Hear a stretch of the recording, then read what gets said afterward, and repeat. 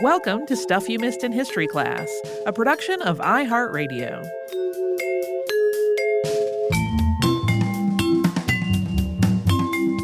Happy Friday. I am Tracy V. Wilson. And I'm Holly Fry. So one of our episodes this week was about the myth of the lost cause of the Confederacy, which I know is still a highly emotional topic for a lot of people. Yes, it is. From numerous directions. I don't mean to laugh because it's not a problem. It's just funny how it continues. Everything's a little absurd to me in life. Yeah. So anytime I laugh and it seems disrespectful, I'm just laughing at the human condition because it's all I can do.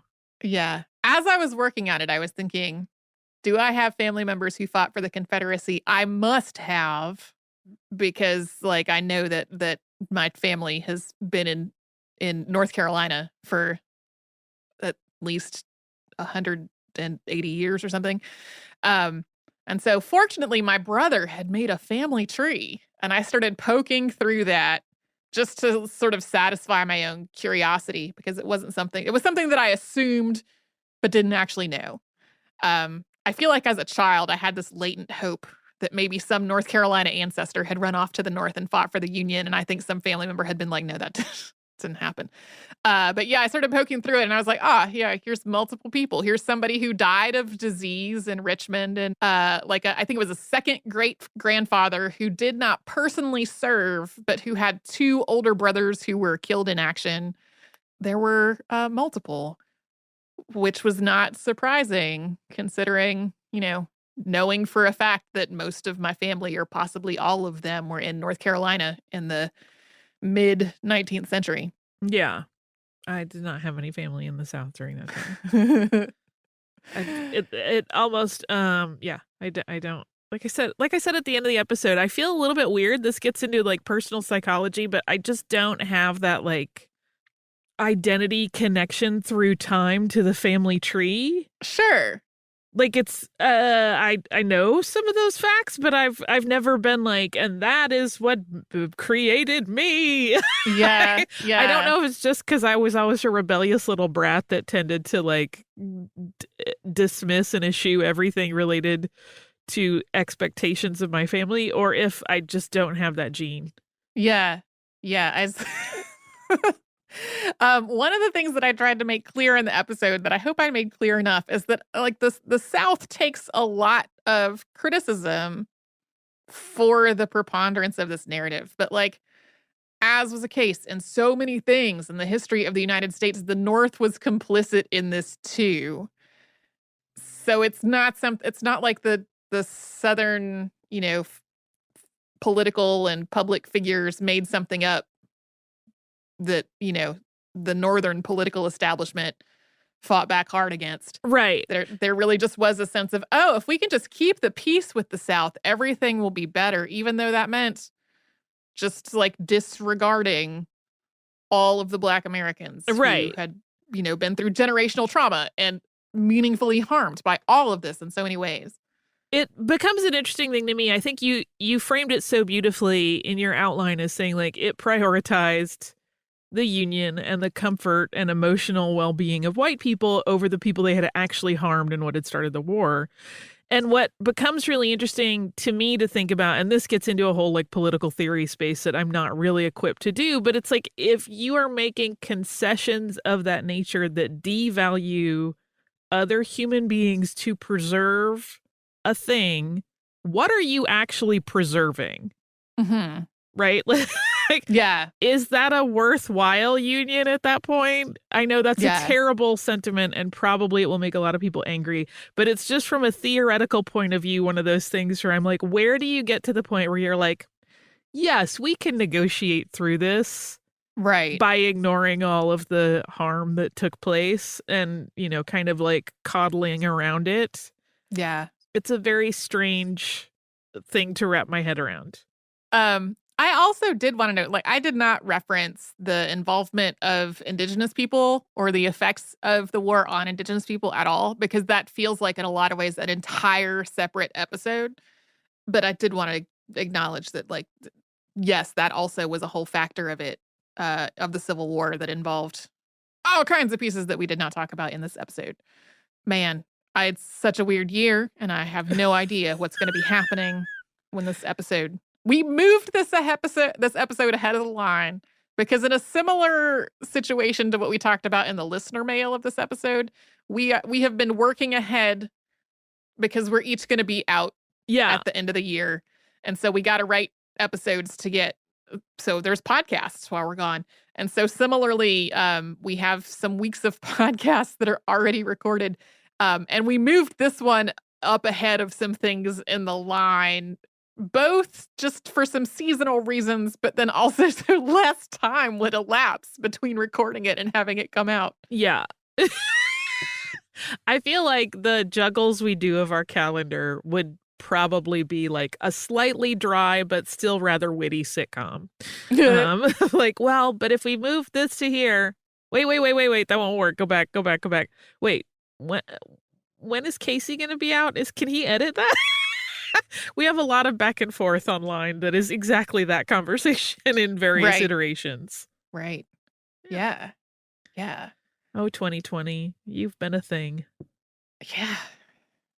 I was so delighted that this week I finally got to talk with Curry Sautner for the show. She and I have been trying to figure out when we could get her on and when our schedules could work out so we could have a chat. And I was so excited that it finally happened.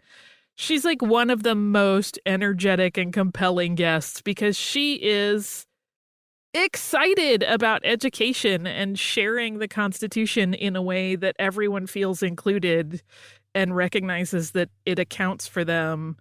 And she knows so much because she works with constitutional scholars all of the time and has access to these people, which she mentioned on the show, to be like, hey, I know this interpretation has shifted. What's going on today versus blah, blah, blah. And, you know, I was thankful that she talked about how much they've kind of gotten hammered with questions and people being interested in recent years as, you know, debates about what the Constitution does and does not do or does and does not lay out have gotten more and more heated. It was a really, really cool chat, and she's just lovely. Yeah. Have you ever been to the Constitution Center? No, but now it's like top of my list. When she was saying that people that go there that think it's going to be boring come out like rabidly excited and giggling, I'm like, I have to go there. Yeah. So I went there I think it was the last time that I went to Philadelphia. I went there because as I mentioned at some point recently on the show, I'll basically do a ride along with my spouse when he's going there for something else. And then I just go to museums and walk around and do whatever I want while I'm there. And I had made myself a sort of museum path for this particular day that started at the Constitution Center and then looped around to a couple of other places.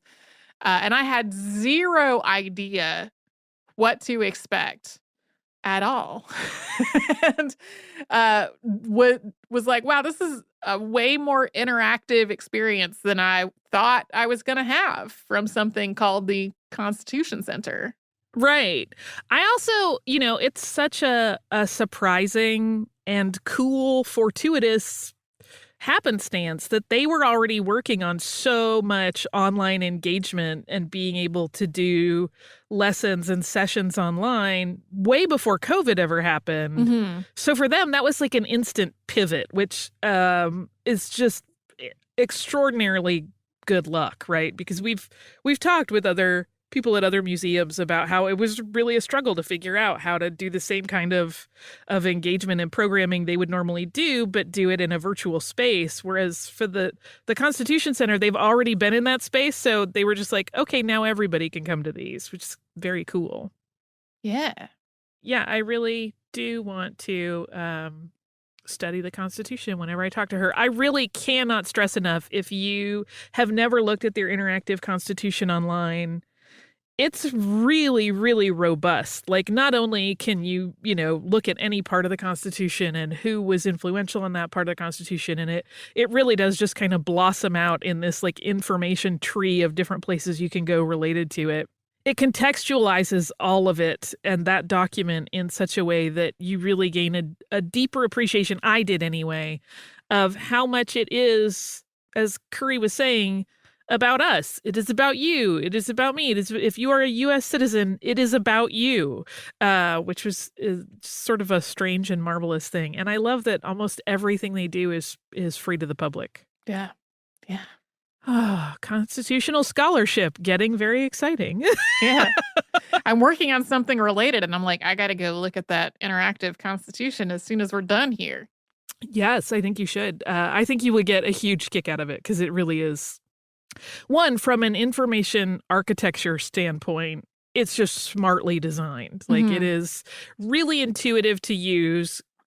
You don't have to go down all the rabbit holes, but if you want to, no matter what your level, that's really like you will have your needs met. And that was another thing that I loved that she talked about, was that like she's having conversations in some of these lessons now where second graders are talking to people like in their 80s, and they're having actual discussions about the Constitution in a way that is enlightening for both of them in many cases, which is just an incredibly cool thing.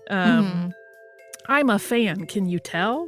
So I hope everybody does check it out, because especially if you're at all interested in the Constitution, or maybe you feel like you don't have as good a grip on all of it as you should, wherever you want to start, there's a level that will give you the amount of information you need.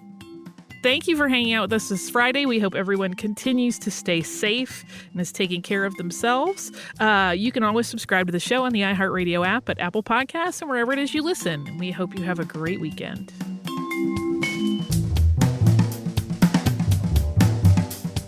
Stuff You Missed in History Class is a production of iHeartRadio. For more podcasts from iHeartRadio, visit the iHeartRadio app, Apple Podcasts, or wherever you listen to your favorite shows.